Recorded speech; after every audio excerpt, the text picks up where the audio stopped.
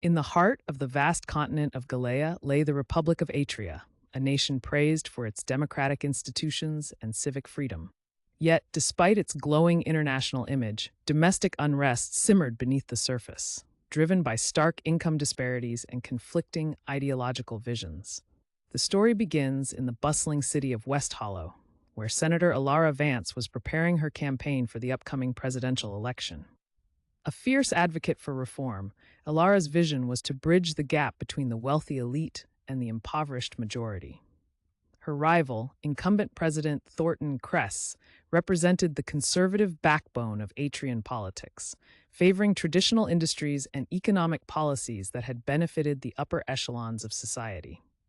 Alara's campaign kicked off with a rally in the old industrial district, where the old factories stood as haunting relics of a once thriving economic era.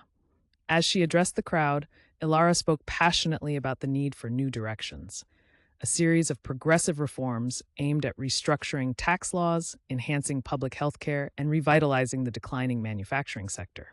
Her speech was punctuated by cheers from an eager crowd, hungry for change.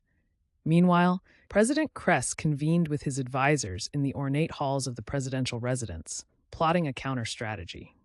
His advisor, Leon Deralt, a former media mogul, suggested a campaign of disinformation to paint Alara as a radical who would destabilize the nation's economy.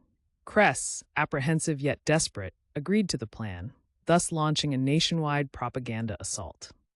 As the election drew closer, the tension between opposing factions escalated. Cress's supporters, armed with resources and media influence, painted the urban landscapes with triumphant portrayals of a steady, unwavering Atria under Cress.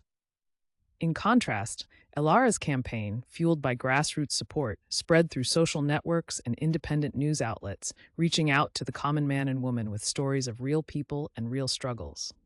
The manipulations, however, were not one-sided.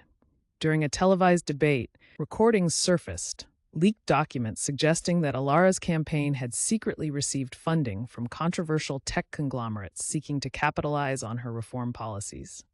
The revelation threw her campaign into disarray, forcing Alara to publicly address the allegations, reaffirming her commitment to her principles and transparent governance. Election night was a scene of palpable suspense. Every citizen of Atria found themselves glued to their screens, watching as initial exit polls predicted a tight race. Hours ticked away, and slowly, district after district began turning in favor of Alara, influenced perhaps by her earnest appeal in the face of adversity. The sun dawned on a new Atria, with Alara Vance declared the president-elect. Cheers erupted in the streets of West Hollow and beyond, as the promise of change loomed in the horizon. However, Alara was aware that the road ahead would be fraught with challenges. President Cress, in his concession speech, hinted at a cooperative transition, but the deep-seated divisions in Atrian society would not be mended overnight. As Alara stepped into her new role, she understood that true leadership would require more than legislation. It would necessitate a rekindling of national unity and a redefinition of what it meant to be Atrian. With a wary yet hopeful heart, she prepared to usher her people into an era of potential prosperity and unprecedented societal reform, fully aware that the eyes of not just Atria, but of the world were upon her, watching intently as history was written.